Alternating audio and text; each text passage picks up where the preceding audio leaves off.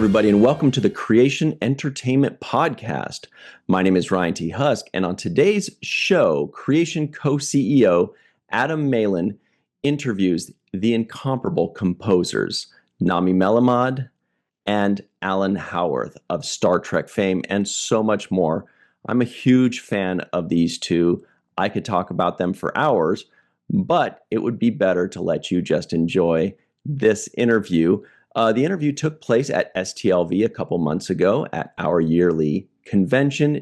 If you'd like to join us for more panels like this at next year's STLV, tickets are on sale right now at creationent.com. That's creationent.com for tickets to STLV or to Trek to Chicago at the end of this November. Next, Kip Bowen joins Adam Melin in the Pop Culture Cinema Squad to talk about Alien Earth. That's a fun one. You do not want to miss that. This is an action-packed episode. Really excited for it. Sit back, relax, and enjoy this episode of the Creation Entertainment Podcast.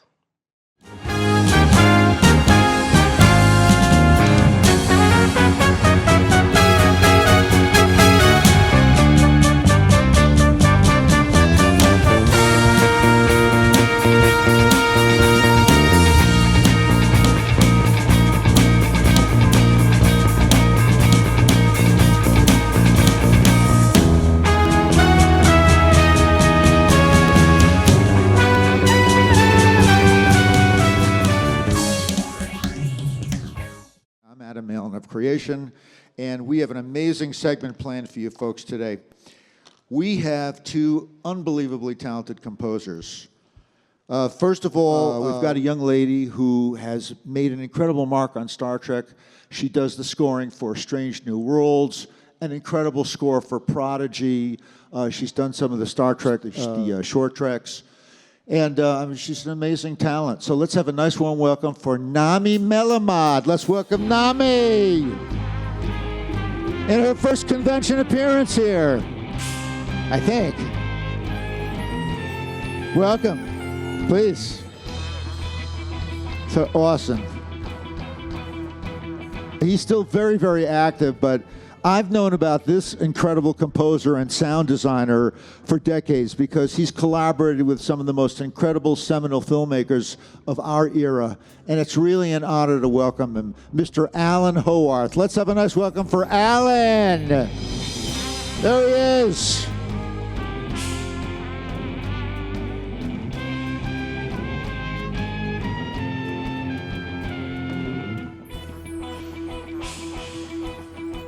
I mean, I'm hearing John Carpenter. I'm hearing all sorts of great stuff in there, guys. Well done. Let's give it up for the house band, everybody. They're amazing. Well curated, my friends. Well curated. All right, Alan and Nami, it's so great to see you guys. Is my positioning here awkward for you guys? Can I converse with you without this being uncomfortable for you physically? I know. I have so many notes with you guys, so forgive me. We have about 45 minutes. I've got a lot of questions for these guys. I know you have questions too, but if you will indulge me, first of all, I would think ladies first. So Nami, it's so great to meet you finally. I know all of us know so much about you and have heard your fantastic work, but this was just a chance to kind of get to know you a little bit better and do a little bit of a deep dive on your career. You are from Israel, and you have some musical training in Israel. But first of all, you were, and this is, I know, a long time ago, but a member of the Israeli Armed Forces, because everybody that grows up in Israel has to be in the army, right? They're in the military. Yeah, that was 18 years ago. It's a long time ago. 18 years ago. Half a lifetime for me. It toughens you up, though. I know a lot of people that went through that, and they don't regret it. They said it was a good experience. How about you? It was a lot of learning because when you're out of high school and you're thrown into this. I know. You're out of this whole military your comfort thing. Zone. It's you very learn a intense. lot of resilience, that's for sure, and like self-reliance and like responsibility. I feel like it was very helpful, like in shaping your personality later on. And I think it probably helped build a discipline that you need to be a songwriter, a composer, to work in scoring situations. I mean, you need a lot of discipline. You do need a lot of discipline because a lot of times, you get deadlines that are generally out there as a deadline, but you make your own schedule. And so if you're not self-aware of your time and like the assignments that you have to finish, and it's your duty, it's on you, all of it is on you, no one else is going to do it for you. So obviously, it is helpful to have that kind of understanding of responsibility and being able to comply with it.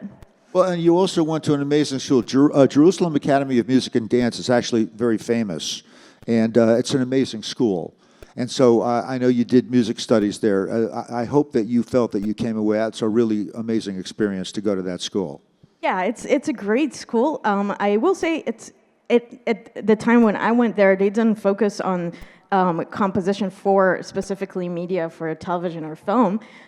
So it was more of a broad take on composition, which I liked. So we studied jazz music, we studied arrangements, we studied Arabic music, we studied Indian music. There was a lot of different world genres. Music.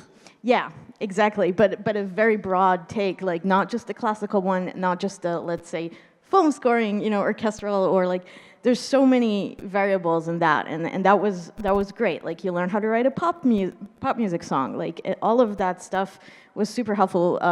Writing for theater, writing for dancers. There's a lot of collaborations with choreographers because it's Jerusalem Academy of Music and Dance, so it's.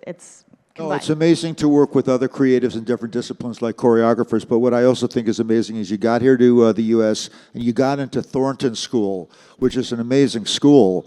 It's a school that's, preeminently teaches film scoring and composition. That must have been, I'm kind of jealous, that must have been an amazing experience.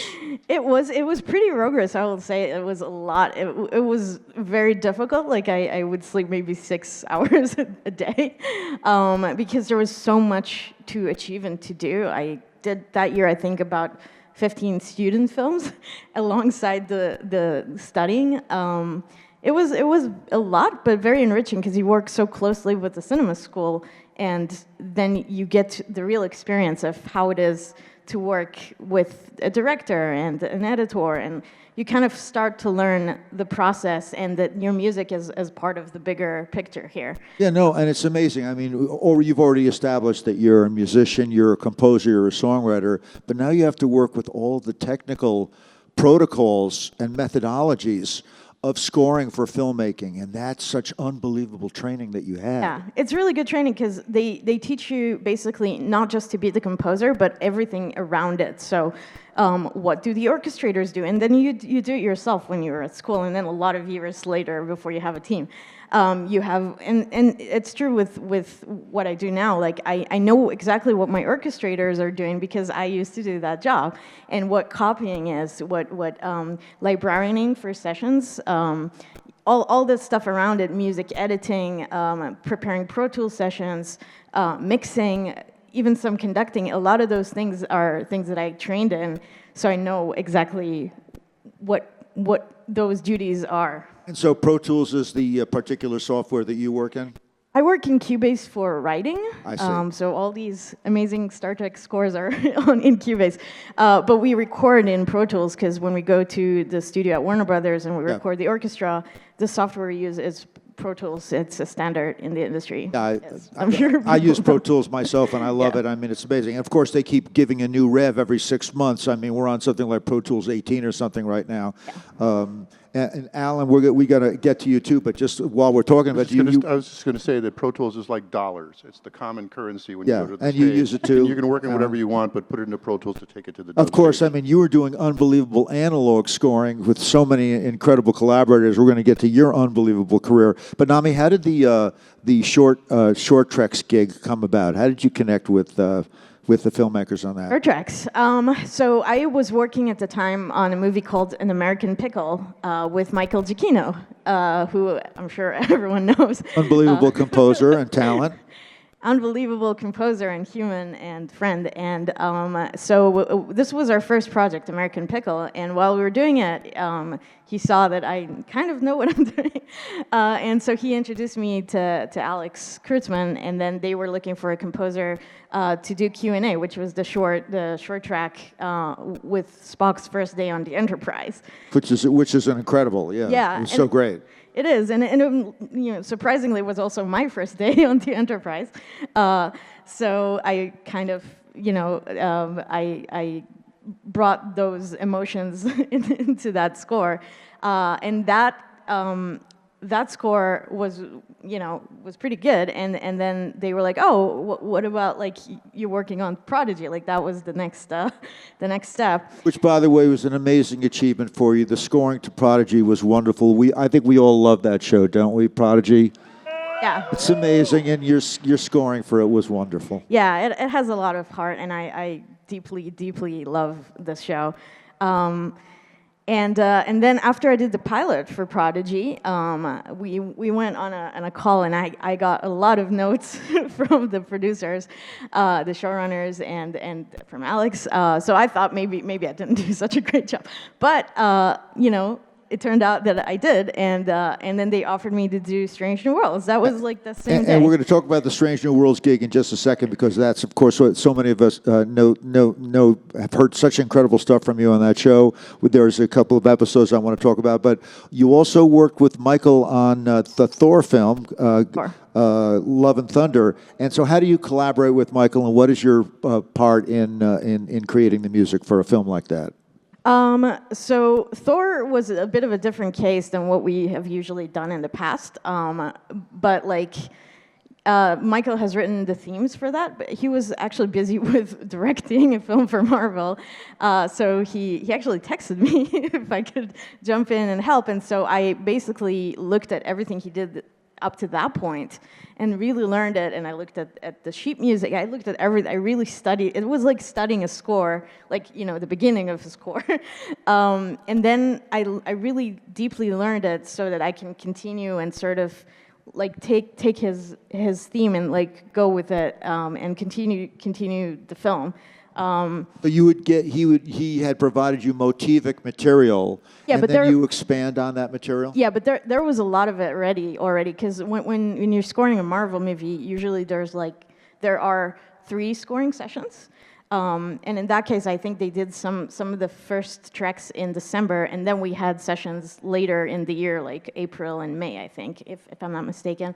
And so Michael had done a lot of the work in December already. And then when I joined the project, it was, I think, maybe February or something like that.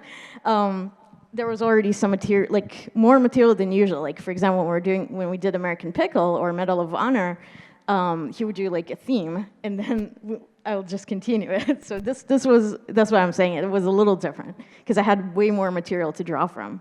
All right, well, that's great, but it's incredible that you're able to pick up on a job like that and finish it out for him. I mean, that's a blessing for him. Yeah, no, it's my honor, really. Right. So, Strange New World, the series is so great, and of course, it's kind of a prequel to everything that we've seen in Star Trek, but you're also sort of operating from that era of time and looking back on the original series, and the original Cage and Menagerie that were purposed for the original series that sort of had the Captain Pike saga. I feel the ghost of the great Alexander Courage, Sandy Courage, in the air with us.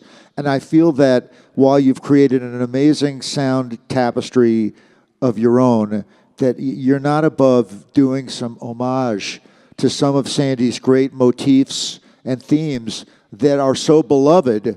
And so I think we're grateful to, just like, for instance, on this episode, Space Adventure Hour that just aired, I mean, it's sort of like a kind of a Captain Kirk, fantasy, or a Galaxy Quest kind of a fantasy thing.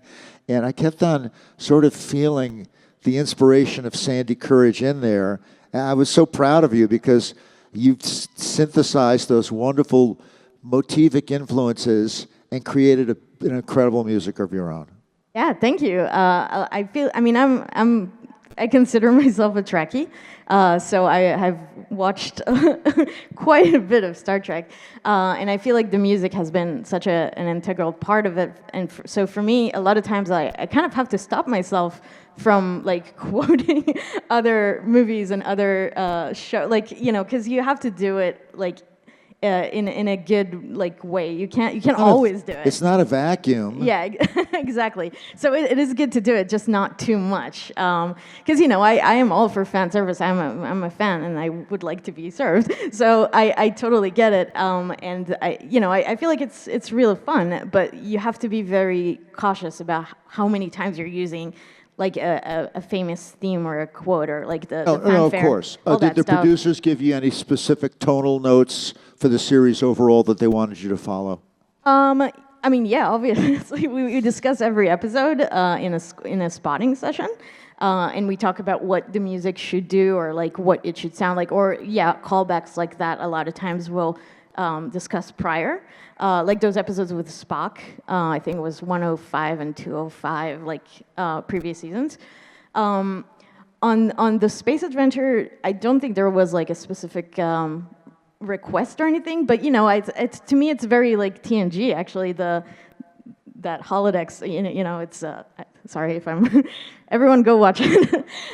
So even if it was it's a holodeck, but it's a retro vibe, kind of goes back to the original series. Of course. That was, I mean, I had to do it, like it made sense. No, and it's great.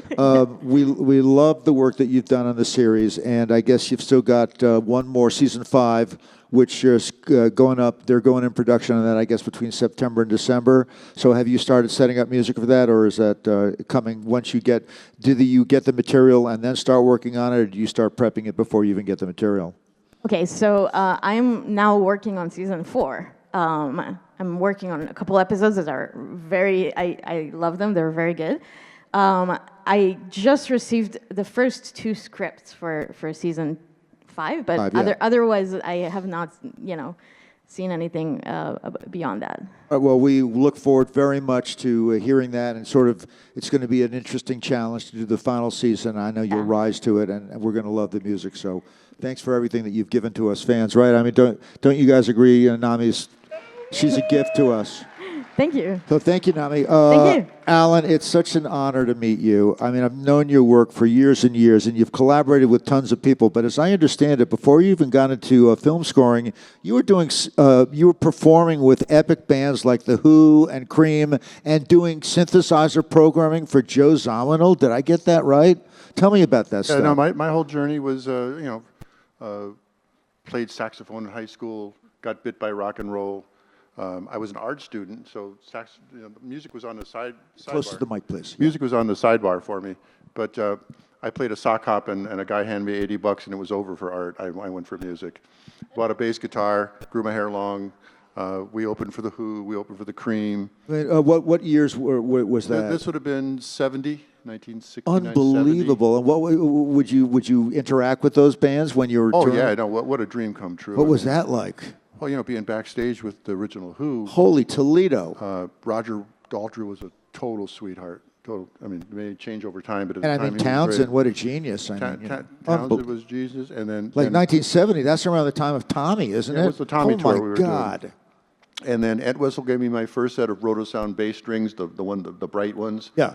And then Keith Moon was crazy the whole time. Keith Moon, poor Keith. I know that's a tragic story. The party was always on. That's crazy. And then so the Cream. I mean Clapton and Jack Bruce. I mean, oh my God! Clapton was he was very, very accessible. Ginger Baker was high on speed and just like tearing it up, and Bruce was a star in his own mind. So it's incredible that you're touring with those guys. And then how did you hook up with Weather Report? That's a whole other thing. Well, I was a synth guy, and I worked in a music store, and I worked down in the basement. Okay, so all that stuff. Like me, I grew up with the evolution of synthesizers in the 70s, the 80s, the 90s. This incredible evolution of analog synthesizers, then moving into digital, and that's a whole story and history unto itself. So if you're in music stores with synthesizers, that gives you a fabulous kind of an insight to that evolution as it's happening. Yes, I was at the ground floor of all this stuff. I know personally Bob Moog. I met Ray Kurzweil. Great Bob Moog. All the people. Roger Lynn was my buddy. Dave Smith, the guy from the Prophets, was one. Yeah. So I knew Roger Lynn is ARP. Roger Lynn was the Lindrum. Lynn Drum. And Al Perlman was ARP. Right. And I'm still good friends with his daughter, Dina Perlman. Incredible. So at the foundation of this stuff, and then as the gear continued to improve and get better, but so what, does Joe Zawinul walk into the store one day and starts asking you for synth advice? How does that happen? Oh no, it's a funnier story than that. I had an original band in Cleveland. I'm from a Cleveland guy, and we were the house band for this kind of funky jazz club, and they would book these famous jazz bands going from New York to Chicago and book them like on Tuesday and Wednesday. So they'd go New York to Cleveland and then on to Chicago. Right. And so I was sort of the Pink Floyd of Cleveland at the time. I was in quadraphonic and all my Fabulous. synthesizers and Leslie's and stuff like that. So Weather Report set up on our stage. So I already had echoes and tape plays and stuff like that. So we did the full number of what the band was called Braino at the time, caustic stuff for the brain. But we gave them all our echoes and quadraphonic. They must and have at the loved end they it. go, "Who the hell are these guys?" That's amazing. And the bar said, "You should take one of these guys with you." So actually the sound guy, Brian, was the first one to go out. And then years later, Brian said, "Hey, Alan, Joe's rig has gotten big enough. It's like a Rick Wakeman thing, got 6 or 8 things." So I was like the butler. I got to set it up every day. One of the great fusion, Zawinul, the fusion greats, for sure, yeah. Yeah, I mean. So cool that you're working with him. A side note, so he grew up in World War II Austria. Yeah. And so his education, given to him by the German government, his piano teacher was the best student of Franz Liszt. Wow. That's a lineage, They gave 100%. Yeah, I'd go to his studio, and there's all these music books, and I go, "You play that, George?" "Oh, yeah." Yeah, no. I mean, Zawinul was like in a class by himself. I want to move on. Our time is short, but how did you get into sound design? I mean, you're one of the masters of sound design. Right, how did this come about? It's a funny tag story. So a buddy of mine that knew I worked for Weather Report was working at Paramount in a tape transfer, and 2 guys are behind him talking about how they need somebody who knows about synthesizers. And he goes, "Oh, you got to talk to my buddy Alan, man. He knows all that stuff." And they give my number. I go down.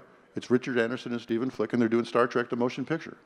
Wow. And they say, "Make us an audition tape of the Starship Enterprise going from Warp 1 to Warp 7. So I got my little Prophet synthesizer, and I dial up first Star Trek movie, the motion picture. My first movie was Star Trek. I mean, it's crazy. And I was the music business. I turned into Star Trek, turned into Enterprise sound, and it became the sound of the Enterprise. They used it right away. And so I got the gig. And the other part, because remember I said I was an art student, I found that in the music business, I got so far. But when I combined art, visual art, and movie sound, I knew what that was. So it was the merge of the 2 talents. So you give me an image of an object or whatever, and what does that sound like? I know already. I just know. It's an intuitive thing. Did you have any interaction with Jerry Goldsmith on that film, or not really? I went up with Jerry on Star Trek 3, and I actually had like a 3-hour sitting with Jerry Goldsmith doing overdubs. Bruce Spotnick was a buddy of mine from Weather Report. He was one of the mastering guys, and so I got this thing. So I got to interview Jerry Goldsmith one-on-one. What a moment.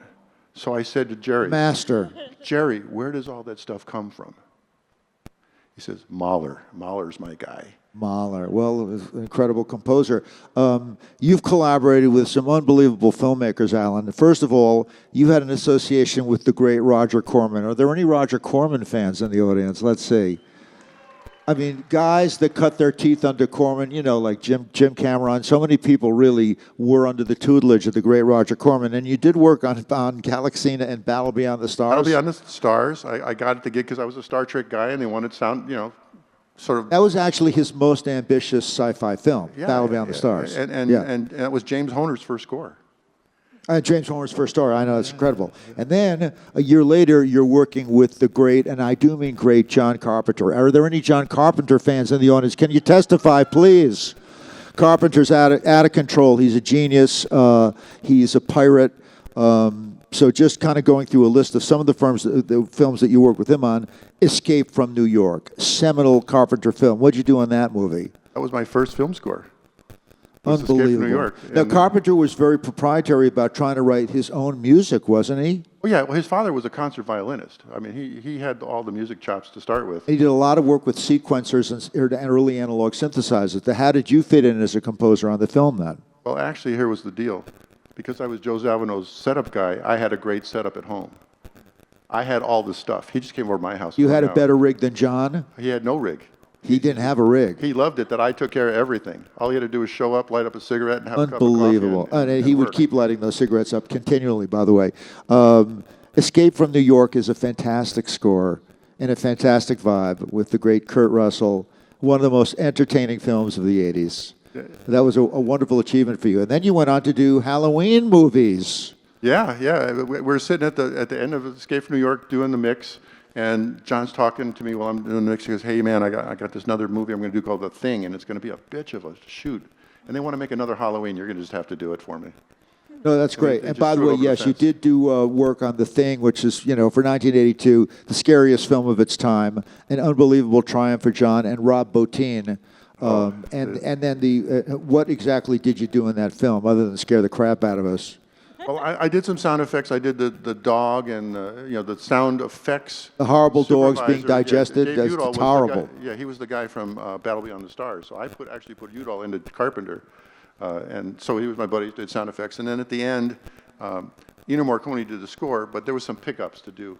Yeah. So John came over for an afternoon, and we did some pickup stuff with some droney synth things for certain scenes that needed extra stuff. All right, you also got to collaborate with the great Joe Dante on Gremlins. I mean, oh my goodness. Dante's a character unto himself, right? Totally accessible people, though. You find that with all these people at that level, they're just the same as you and me right now. Dante's awesome. In fact, we got Joe to interview Vincent Price for us at a Fangoria show in 1982. We brought Vincent in while he was still alive, and Joe actually did the interview on stage. We love Joe. The Gremlins score is a fantastic score. Now, did you actually score the film, or did you do effects for it? What was I was an effects guy, so I was in for the Gremlins, all the Gremlin The noises. Gremlins are the greatest. Voices and the little tweaks and stuff like that. They're the greatest. Made of my own vocal effects, little squirrels and whatever, and all cut together to make this unique vocabulary. And then right around that time was a very eccentric film that some of us love, any Buckaroo Banzai fans out there, okay? And we love that film. Now, what did you do on that movie? Did you do the synthesizer programming on that movie? No, that was Michael Bodeker's score. Oh, it was Bodeker. But I was in on the sound effects. My big scene is the ride through the eighth dimension. I did that entire scene and turned it in finished. Right. That is a very groundbreaking synthesizer score in there. You didn't do any work with Michael? No, Michael, we were in different camps. I see. A lot of times you're what they call siloed. You're doing your thing and they're doing their thing, and we only mix Okay. in the And then in 1986, Star Trek IV: The Voyage Home, which is one of our favorite films. And what did you do in that movie? There's so many things. What the unique story is, if you remember the opening scene, there's something coming in O'Hara's headset. And Nimoy actually came to my studio and sat down and gave me the philosophy of what that's supposed to sound like, because he wanted me to make it in advance of shooting the film. He wanted to play the sound for the cast and have them react. I'm sorry, this is the whale sound? Yeah, the whale sounds. That is a very haunting, amazing sound that you created for that. Yeah, well, remember, the probe is looking for whales, so Yeah. it's broadcasting, trying to talk to whales. So Yeah. So the philosophy was to make it from whale sounds. I'll give you a short story. So I get the number of this guy named Roger Payne. He's the guy who recorded Sound of the Humboldt Whales in the 1960s. Oh, yes, right, yes. And so I get him on the phone. Hey, Roger, this is Alan Howarth. We're in Star Trek 4. What do you got, man? And he goes, Alan, it's a sad story. What? He says, the whales don't sing like that anymore. What? He says, because of noise pollution, the noise level is up. So it used to be in the quiet days, the bull would sing and it would travel over hundreds of miles and the other herds would learn. So global whale language had been modified by noise pollution, you're saying? That's in correct. In reality. That's correct. So how did you react to that? I says, okay, I'll use the old stuff. I mean, because I wanted to be authentic. So it's like the American Indians. All the culture has been gone. So actually, it would be a good project to play the old songs for the young whales and let them relearn the That's stuff. unbelievable. Now, one of my favorite Carpenter films, I really love this film, is Big Trouble in Little China. Did you score that film? Yes, John and I scored that one. That's probably the best one that we did together. That is an irresistible piece of work. Any Big Trouble fans out there, I love that movie, and I love the scoring for it. So much fun. Well, that had three components. One, the movie had so many different kinds of scenes. Yeah. So there Oh, was yeah. Chinese fight music, there was rock and roll, there It's was out of scary control. stuff. So a lot of different kinds of textures. It's a mashup. Part two, that was when first time I had my entire studio hooked up for MIDI.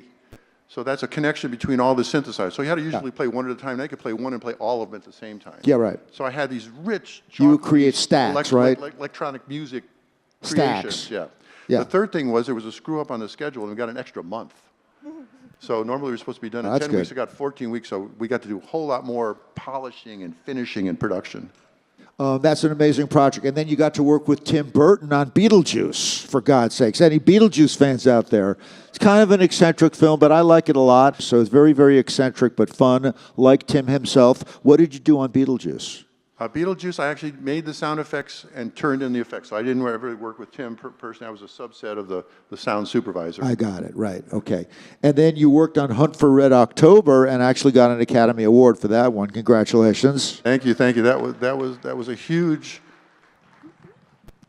moment in sound effects design, because you're supposed to sell that they're on a submarine, but they're on a set. Yeah. So the whole ambience of the ship going Oh, up and down and creaking and whatever was the sound design, and that's what we got. That sound design is amazing. I mean, you really do feel like you're on a submarine. And then you got to work with Bob Zemeckis on Back to the Future 3, and 2 and 3. Yeah. What was that experience working with him? Well, 2, I was, again, because I'm Mr. Star Trek, I get on these futuristic things. So I made the hoverboard and the space voices in the pumps at the gas station and things like that. A short version of the hoverboard sound effect. So they said, it has to be organic. We don't want a synthesizer. We want you to do it organic. And I'm going, that's stupid. But they said, why don't you try a tuning fork? And I went, okay. So what I did is I took a tuning fork, went boop, but I twisted it in front of the microphone, go boop. Love it. That's the hoverboard. I love that. Now, I don't have more. You have something that you're going to show the audience, which is fabulous. Thank you for preparing that for us. But I just want to say, I don't even have enough time to talk about your collaboration with Francis Ford Coppola on Dracula, or Roland Emmerich and Dean Devlin on Stargate. But I mean, you have really made the rounds of some of the great filmmakers and creators. You have an astounding career, and we're so grateful to have you here at the show, Alan. So, thank you. I've been very blessed. I mean, I got to tell you, we're all very talented, but it's who you know. yeah, no, of course. Now, And I met people and they liked me and they passed me around. I never had an agent like harm, Well, you're the get me go-to working. guy. They know you, and they're going to find you. Yeah. Now, you've been kind enough to prepare something for us. You want to show us what you've brought? Yeah, can we put the, Let's up check on the this monitor? out.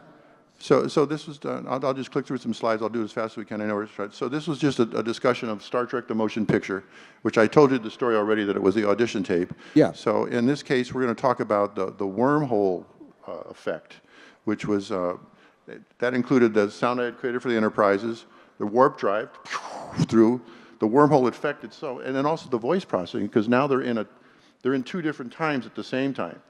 So Yeah. in the world of synthesizer, it would be a square wave. You'd be here, and then you'd be here, and you'd be here, and you'd be here. So everything was processed with a pulse wave as part of the effect. So here, let's just do a quickie here. All right, so just I'll play part of the scene because it goes a little long, and I know we're short on time.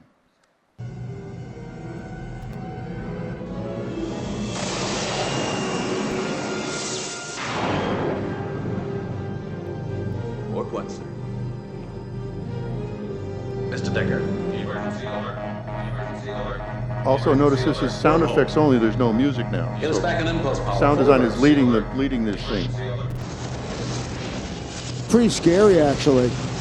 Yeah, I know it was great, and the visual effects. You see, they're beginning to ripple, so the time warp is increasing. Negative helm control cast. Going reverse on impulse power. Subspace frequency. So you're varying your modulation over time. Yeah, exactly. So the pulse wave is increasing. The differential in the time is increasing as we go. So that's that one. That's All right. fabulous. Yeah. All right. So let's talk about this whale thing, because this is really a moment. I'm going to give you something you never thought about. Okay. So again, I told you the story. Nimoy's comes in. He wants me to make a sound of the whale. So I get into this whale processing, and so this is the sound from the '60s record song. Yeah. This is the actual sound. Yeah.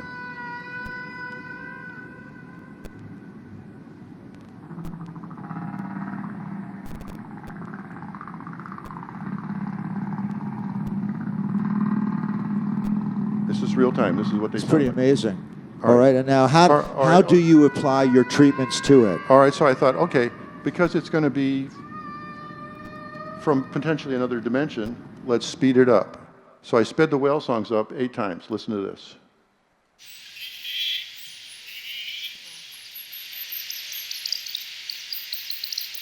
You do that digitally? Yeah. You sample it? Yeah, a sample, and so it's sped up and it's pitched up and sped up at the same time. And I go, wow, that sounds like birds. Do you use like like an Eventide harmonizer kind of? This was on an emulator keyboard. It's on an emulator. But check this out. on an EMU emulator. No, check this. This is the final. This is the punchline. Ready? So I said, okay, I'm going to take a bird and put it in normal.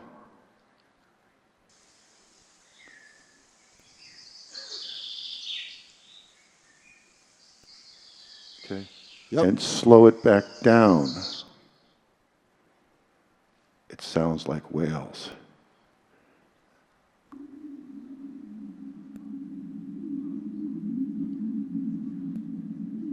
There is a God. I'm That's telling crazy. you, this is all connected. There is a creator of everything, and we're living in it. Give him a hand for that. That's unbelievable.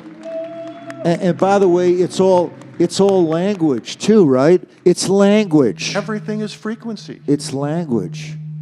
Oh, you got another one for us? How about, Yeah, you got another time. I'll give you one. we'll just do one more, okay? Because I got to get to questions from the audience. They're being very All right, patient so- and they're all right, so- indulging us because we're having so much All right, fun. so here was the space log coming in. So this is in the final version of all that research.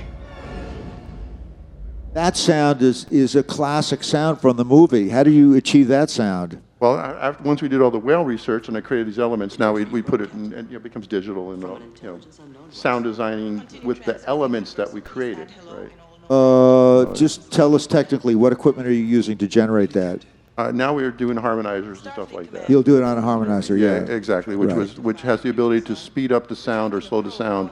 That without changing the sound, sound. that sound of the probe is like the greatest sound ever. We all remember that sound, and it's like mysterious and haunting. And Nimoy wanted to play that sound on the set for the actors to react to. Yeah, that makes sense. So he was totally into it. Okay, you are the master of sound design, Alan. It's so great to have you here. So great to have both of you here, Nami and Alan. Thank you. You guys are awesome. Let's we'll get some audience questions. Come on, let's take it away. Oh, thank you for your guys' work. My question was for both of you. After you talk to the showrunner or director, what is your first step in composing your work? Thank you. Okay, so I just want to understand the question. Based on the director or the showrunner, what is their directions? What is their first step in composing? Yes. Oh, we got it. For me, the first step is after that discussion with the showrunner or the director is to simply try things out. So I put the picture on my screen and I tried things out on a keyboard. A lot of times it'll be with samples that sound like strings or horns so I already kind of start to think about what the orchestra would sound like. But while I sketch things up, it's very simple things, and I start to see what works and where the music should react or change throughout the scene. What kind of it's kind of like an emotional range or like what points I have to hit. So maybe there's a comedic moment that I have to accentuate. So how am I going to build up to that? Or like there's a very emotional moment, like dramatic, that has to build up, or a big reveal. So I kind of try to plan to get into there. So that's my sketch phase. All right, for me, a lot of my early scoring was with John Carpenter. So he's the director. He edited it. He knows it. So he sits at the keyboard. And think of it this way. He's the conductor, and I'm the electronic orchestra. So I just start dialing stuff up, and we're jamming. We never wrote anything down. That's cool, too. Nothing wrong with that methodology either. It's whatever works, for God's sakes. Yeah. I can't get over, I mean, Nami's worked with a lot of people, but dude, you have worked with so many filmmakers. I mean, it's kind of a blessing. I'm just in awe of all the amazing filmmakers that you've worked with. You must be pretty frickin' good to work with all those guys. Okay, let's go over there and take some more questions. Okay. Hi, I have a real quick comment for Nami and then a question for both of you. Nami, a couple of years ago, you had a YouTube video with some prizes at the end. So I won the Captain Kirk bathrobe. So I wanted to thank you again for that. That was fun to get that prize. And the question for both of you is, do you sometimes think of like little riffs or melodies sort of out of the blue, like when you're driving a car or waking up and you don't have all your equipment to record it? If so, what do you do? Or do you basically sit down with a schedule, look at the picture and say, okay, now I have to write scary music, now I have to write music to match this picture? So which way does it go? Oh, my phone is full of recordings of randomly. I just sing to the recorder when I drive. Yeah, when I cook, like so many cases, and it's actually a little daunting because there, like, if I open that folder, there's so many sketches I want to get into. But ultimately, I think usually what happens is the plot leads the way for me, like the story and the characters and the pace of the edit. So oftentimes those little drafts in my recorder would stay there until I, maybe need some inspiration or something. But usually the picture is what drives my music. It's just that process for me. And as long as we're touching on inspiration, could each of you just tell us quickly some of your musical inspirations, composers or types of music? I'll give you a short but really great story. I'm working on Poltergeist. I'm spotting in a sound effects spotting session with Steven Spielberg. It's Great Steven Spielberg. Eye contact. Another Spielberg guy you to worked Alan. with. And we're talking about the sound effect on Caroline's voice in Poltergeist. Yeah. There's a scene where she's not there. We're just going to hear her voice coming from another dimension. So I say to Stephen, what do you think? And he goes, Earth to Venus. Okay, thank you. Write that down, Earth to Venus. I have no idea what he's talking about. And all the sound effects guys are going, well, how's it going, Alan? I'm working on this for like weeks. And this is like Harmonizer was about the only thing we had. It sounded very digital. I'm driving in the car, and on comes Led Zeppelin, Whole Lot of Love. Right? In the middle, there's a breakdown. Yeah, like that. a psychedelic breakdown. And there's a little effect on Robert Plant's voice where you hear his voice quietly before you hear it loud. Yeah. So it's a pre-echo. Like it's hearing a radio Right, like, you need, Yeah. my love. That's it, Earth to Venus, I got it. So I went back to my studio. I took the girl's voice, put it on backwards on the tape recorder, played it into reverb, and put reverse reverb on the effect of her voice. So it went, Nami. Ian Anderson, verse 1 of Aqualung, same gag. That's it. That's how you do interdimensional voices. There you go, man. Excellent. Nami, how about you? Some musical influences? I mean... A lot. I listen. I have a thing where I dive into certain artists and then I'll just deep dive. A lot of times it has nothing to do with like big orchestra or like big cinematic scores. I recently listened to Echo, who's a rapper. Right. I had a Jimmy Smith period, like 70s kind of funk stuff. So it really changes, like Oscar Peterson, the pianist. Like I listen to so many things in various, like, it depends on the mood, really.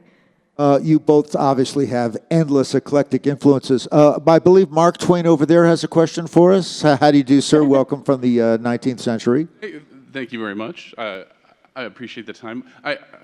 Two parts. One, I know that it's well known that John Williams uses a lot of motifs. I mean, to geek out leitmotifs in their work. I'm wondering how both of you have used that kind of effect in how you process your musical organization. And two, how do you build in non-Western motifs like that? Do you have a bank of non-Western motifs similar to Western motifs that you can pick from?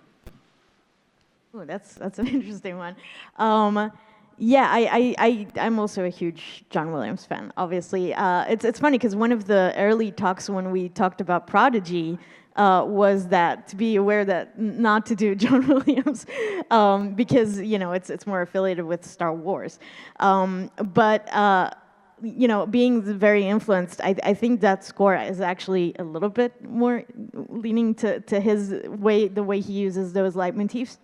The way I did it was, and that's what's really fun about shows as opposed to movies. You have like from episode 1 to episode 40 such a long way to, introduce a theme or introduce a leitmotif and then expand on it and do variations on it and change it.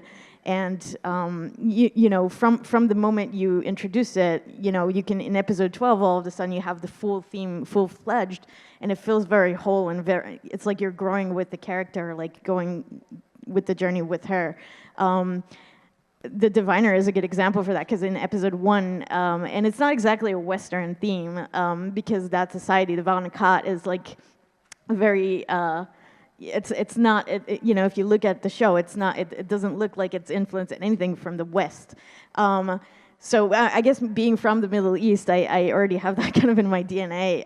But it's like there are ways to do it, like certain progressions or certain, a lot of melodic, there's a melodic way to do it. Like a lot of times if you do, like the melody in layers, rather than counterpoint, but like everyone together. That is a big component of non-Western music. Like when the 2D is together, and sometimes they'll be in octaves. So that's like just one trick, for example, that how to do stuff like that. It gives you that sound. Yeah. How about you? Well, every movie is going to get its little 4 to 6 or a 10-note theme, and that you start with that in the beginning, and as she says, you have it grow as the story gets told. So that's really the essence of it. And I just sit down and I do it. I've never been a prepared person. I'm just in real time. I just go. Motivic development is amazing, and it's such an incredible process. Different composers do it in different way. I mean, you just go back to 100 different composers, and they each have a different way of developing melodic ideas and motivic ideas. So, but clearly, you guys are masters at it, and we could talk for another 2 hours here. The band is out, which means I got to cut this. I apologize because we could have gone another hour.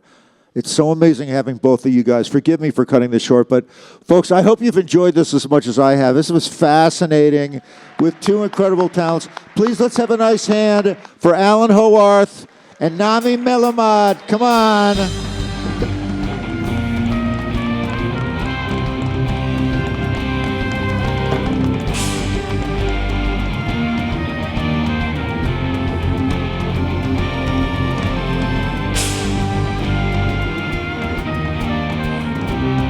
Darn it.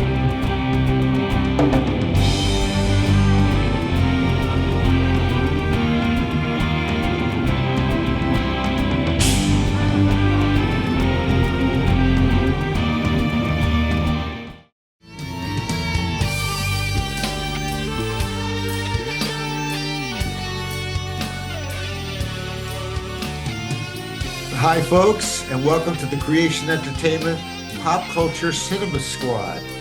And I am Adam Malin, joined yet again by my illustrious and lovely host, Miss Kit Bowen. Kit.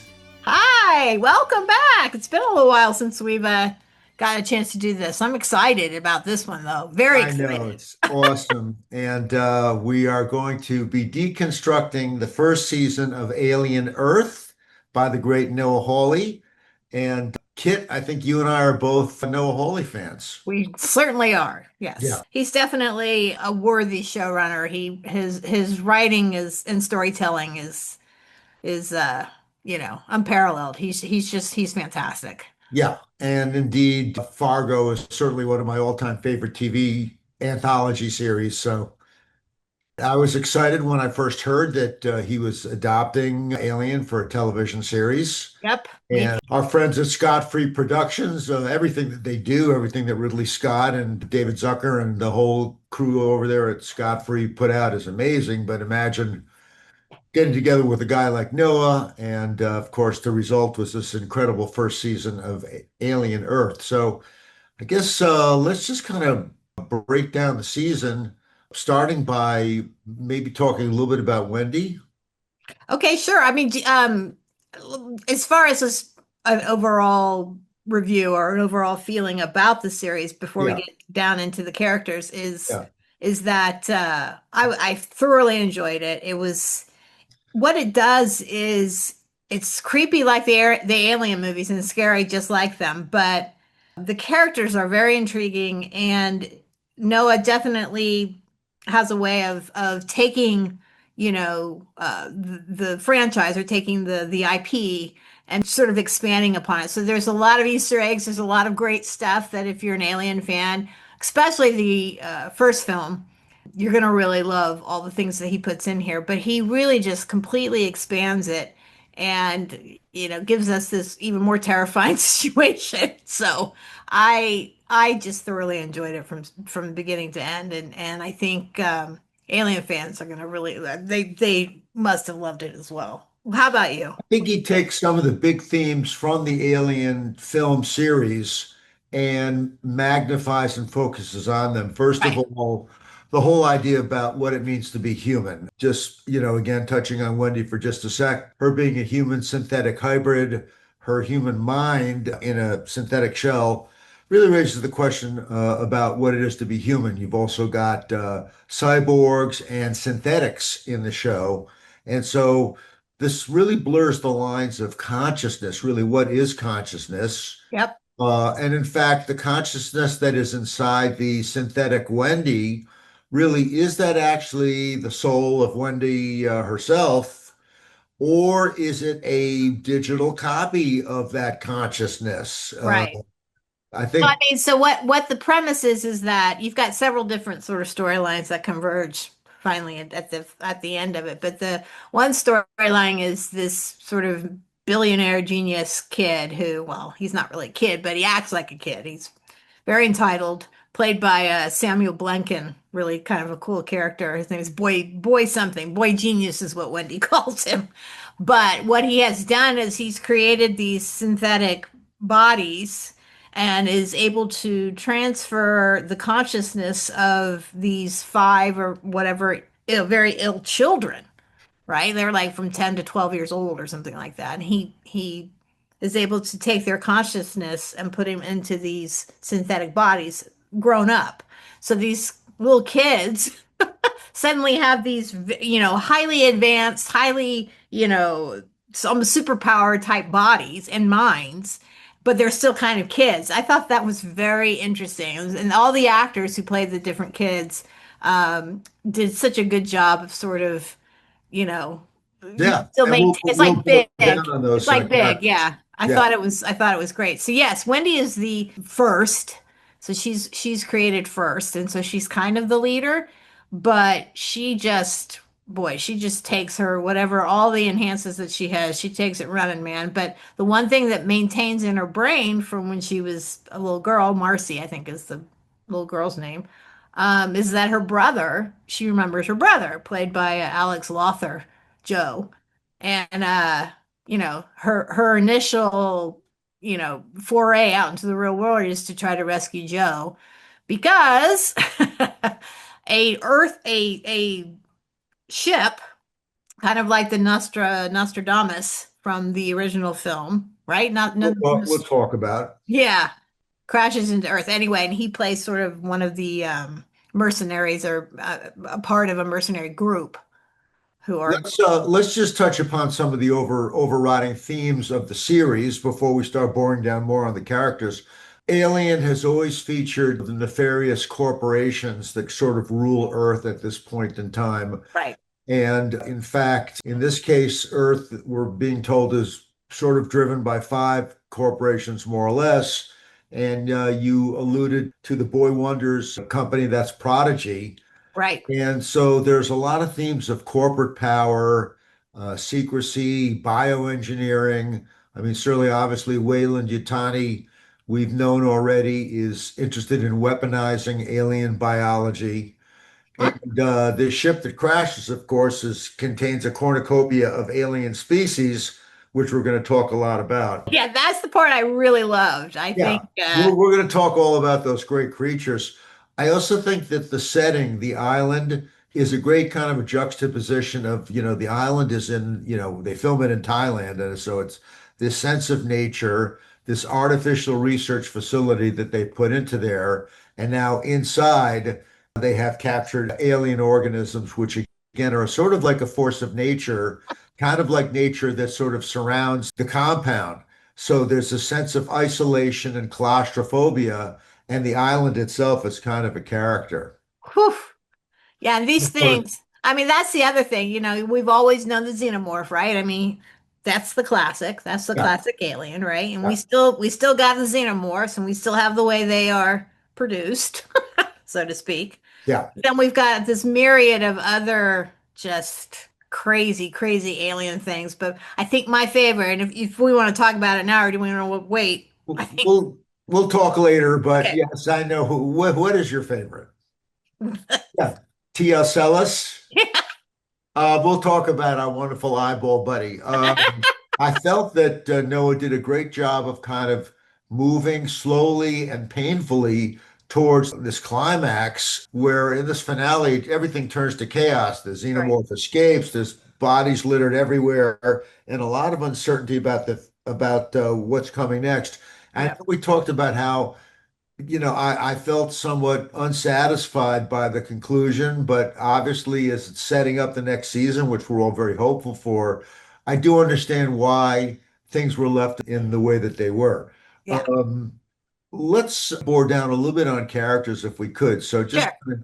going back to Wendy to begin with, I mean, she's aptly named because they're going for this Peter Pan metaphor, Yes. right? Yes. Boy Genius is Peter Pan, basically. Yes. Yeah. Yeah, yeah. And Wendy is sort of Peter Pan. Well, she's Peter Pan, but she's also the mother figure. She's Right. the voice of wisdom and all of that kind of Yeah, stuff. Because she's kind of the emotional and narrative center of the right. of the show as well. Yeah, and Uh, played very nicely by Sydney Chandler. I just Cindy Chandler is fantastic, and she's you got a also face you alluded, can't quit watching. I mean, she's yeah, so intriguing to watch and just beautiful. Yeah, I thought she was amazing. and you alluded to her older brother Hermit, played by Alex Lothar. Yep. He's a medic, and he's aligned with Prodigy, which sort of kind of is useful, but ends up becoming a series of moral conflicts. He wants to protect Wendy.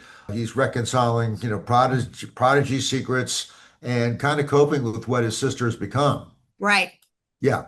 Yeah. One of my favorite characters of the show is Timothy Oliphant as Kirsch.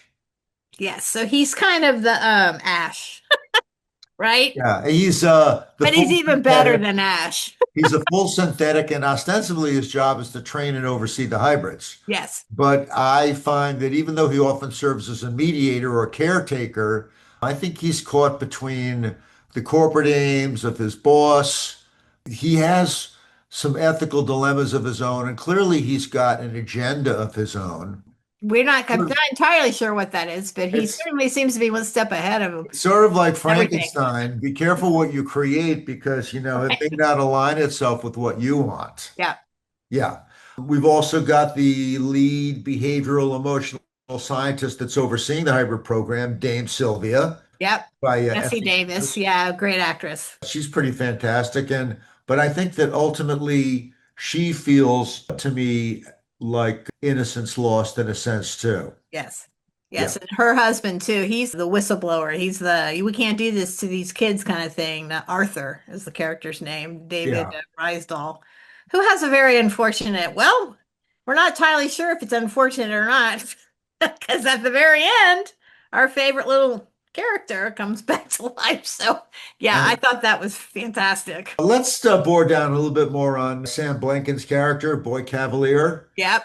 The young, charismatic sort of CEO and visionary behind Prodigy. Bill, Kind of an Elon Musk type, I thought. He felt like that. billionaire, powerful, ambitious, huge ego. Right. He's obsessed, I think, with immortality Yep. and the ways in which other people are essentially objects for his use and can be collateral damage at any time is kind of chilling. Yes. Yes. Yes. And he clearly doesn't care much about anything except for being the first, you know. So Yeah. he's the one who has a very antagonistic relationship with his nemesis, played. Well, I think as you alluded, Well, are different corporations, but yeah, and I think Yutani, and we're going to talk about Yutani, and we've known them from the Alien series in general. The representative of Yutani, who's such a fascinating character, is yes, Mala, yes, who Babu Sise. yep. And He's he an actually, incredible character. I'm going to flip my thing. So Kirsch is a very cool synthetic, but I think Babu is more like Ash because we get to see he's the one that he's a cyborg. So I guess parts of He's a him, cyborg, yeah. yeah, So he's hybrid. human, but he's got Yeah. parts that are mechanical. And he's the one who is on this, on this vessel, whatever. The Maginot. Right. Yeah. And, he knows that the crew is expendable.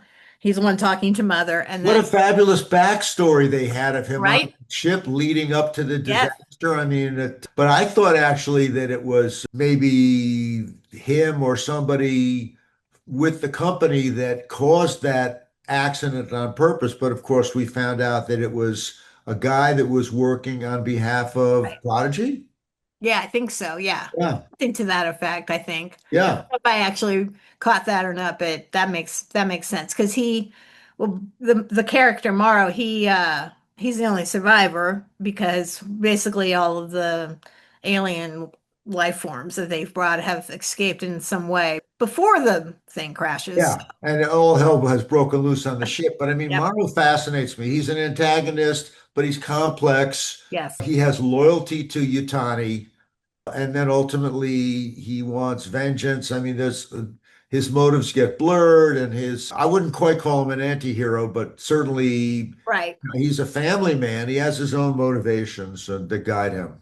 Yeah. And Yeah. he actually, let's talk about the other human hybrids that are the Well, we kids. want to talk about sort of the Lost Boys. Yeah, the Lost Boys. Yeah. Well, So we've what got Morrow, slightly. where I don't like Morrow is he somehow gets into the head of one of the Lost Boys slightly, played by Adash Gurov. Maybe that's how you pronounce it. Terrible. It's Yeah. terrible how he Gets into his manipulates head and that says, "You guy. got to get me an alien specimen, or I'm going to kill your whole family," kind of thing. And Screwed up. did. He's Yeah. just a little boy, basically. That's Terrible.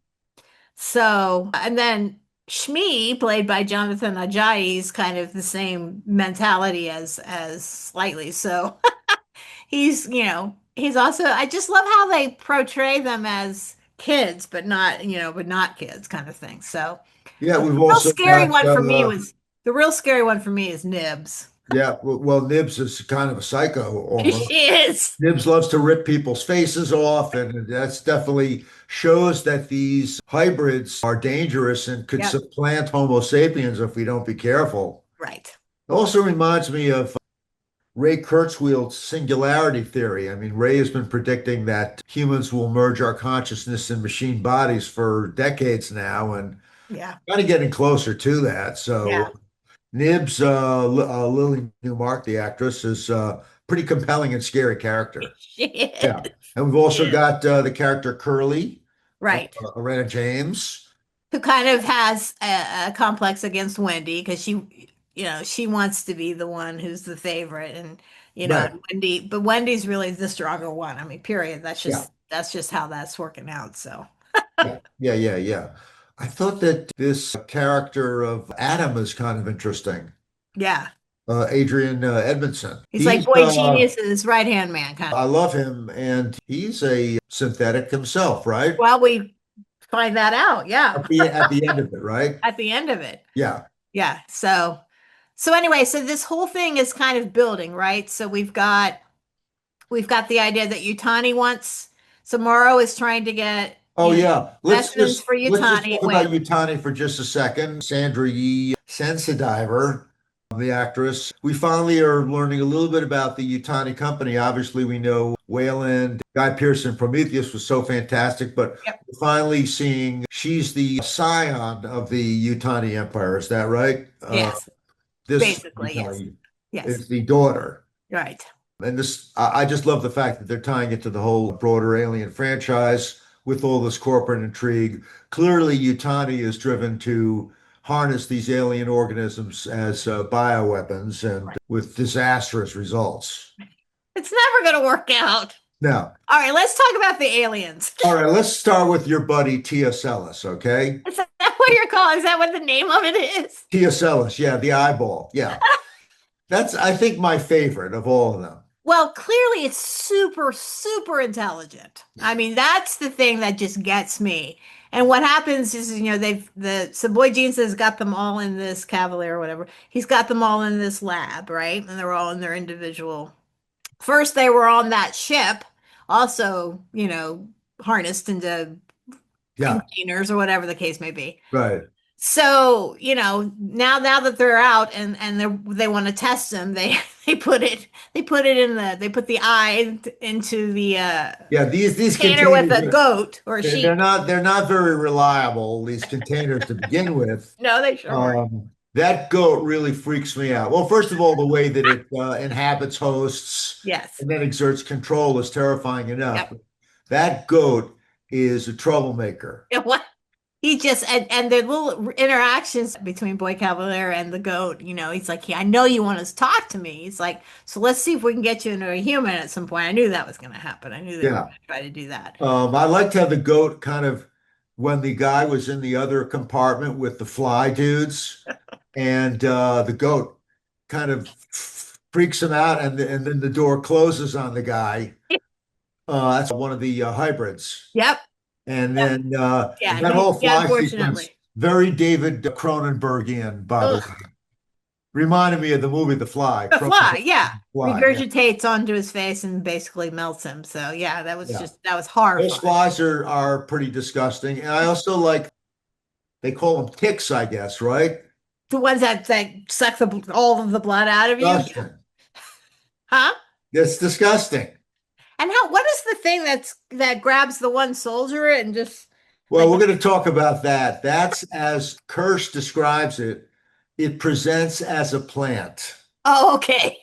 Presents as a plant, but it actually is an animal. And the last episode was really pretty scary. I mean, I knew it was going to be something really screwed up with that thing. But yeah, that last episode was really, really fantastic. Yeah. The most intriguing thing, though, is the xenomorph who Wendy has learned how to communicate with. And the way, there's a couple of xenomorphs that come into play in this film and I mean in the show, and some of them don't make it. But this one particular one comes from the lung of her brother, right? Was that it? Because the brother's lung was... Yeah, they took his lung, which, by the way, also, I think, indentures him to the company in some way. But because they replace it with a, super lung or whatever. Yeah, exactly. All these different ways that these alien species reproduce is horrible. Like the ticks, right? It laid its eggs in the water bottle. That's really disgusting. That's horrible. And then, the guy drinks it, and you're just waiting for him to drink it, right? And it's just, well, that's a Prometheus thing. Don't drink it. Don't drink it. That was also from Prometheus. Same kind of situation. Same sort of, way to replicate. Yeah. So I mean, that's what I'm telling you. I think Noah, not only does he create an entirely unique storyline, which is this show, but he's peppers it with all these great little asides and Easter eggs. And I just thought he did it brilliantly without, going overboard on it, So how do you feel that the show? Anyway, so the xenomorph breaks out of the lung, and then suddenly Wendy's able to communicate. She learns. She's like buddies with it. Yeah. She learns the clicks and that actress is so great to watch. I just love her. She was just so fun to watch. Well, it just kind of brings up the whole concept that we just thought that the xenomorph was completely brainless, just a killing machine.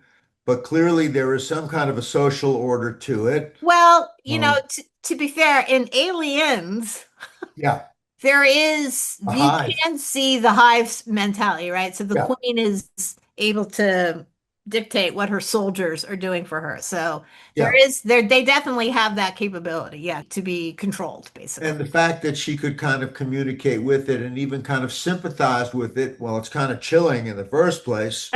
But also fascinating. I mean, overall, I was going to ask you how you felt. Did you feel that Alien Earth kind of retained the feel of Alien and Aliens? I thought it got some of that great kind of DNA, really got it right. Yeah, that's what I'm saying. He absolutely got it right. The look and feel of it too. It's just but putting it on this sort of lush island too, juxtaposed against the, inside of the complex kind of thing, I thought that was also interesting. And here is a xenomorph out in the actual wild, Almost like a horror version of White Lotus.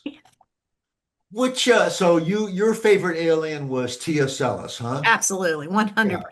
I did think that the xenomorphs were handled really great, though. Oh, I did too. I did too. Yeah. And clearly they're going to be not they're still scary, but I felt more I don't know, I just felt a little more sympathy, not sympathy, but empathy towards the animal itself, through Wendy's eyes kind of. And so they weren't quite as scary as they actually really are.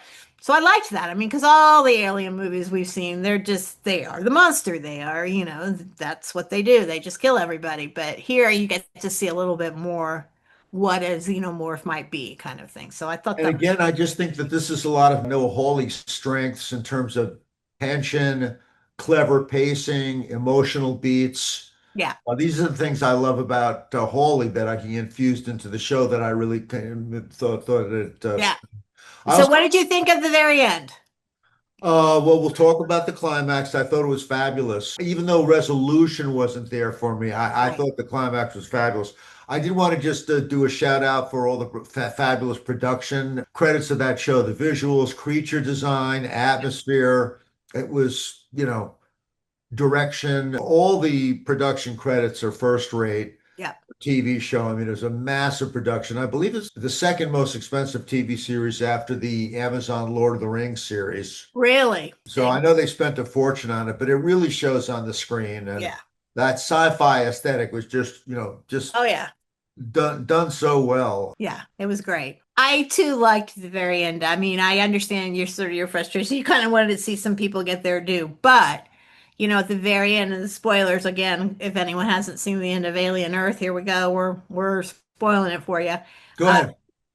The Lost Boys and Wendy basically take over because, they have enhanced these kids or these people, Yeah.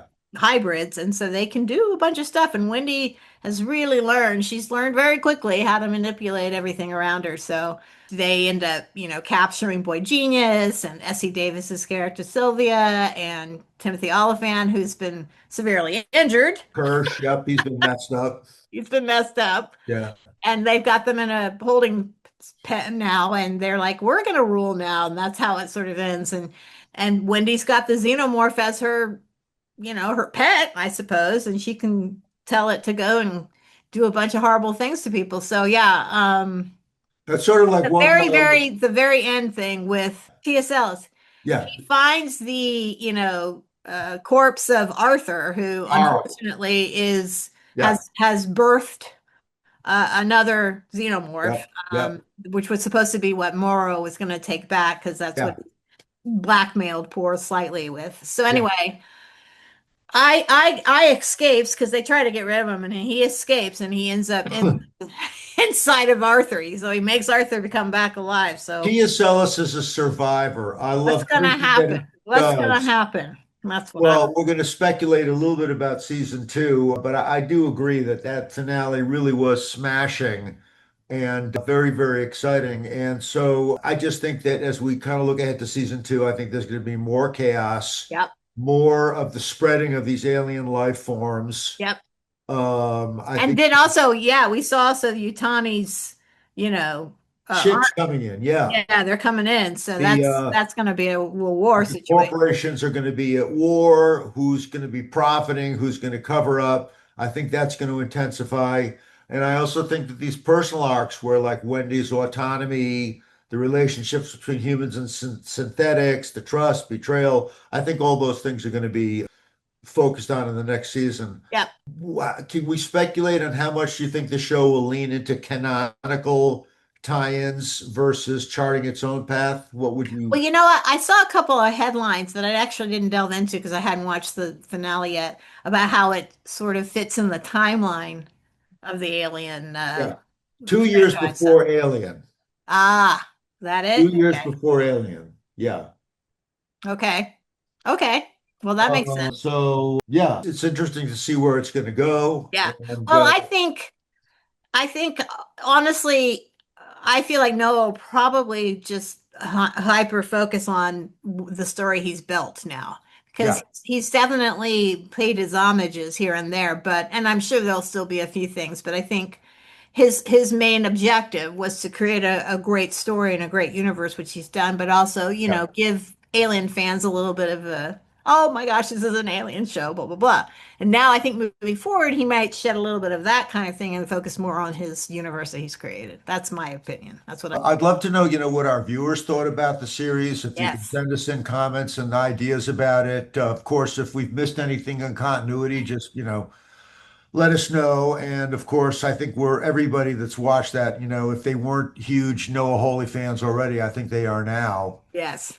So I look forward to, And then, so yeah, so if you haven't watched any of the Fargos, go ahead and do that. oh my God, yeah, Talk start with about the season Fargos. 5. And well, we did a great deconstruction of Did. season 5 not too long ago. So Did. take a look on our show for our deconstruction of Fargo season 5. And maybe that if you haven't already gotten into his work, that'll excite you and motivate you to go in and watch the series. All 5 of the seasons are worth watching.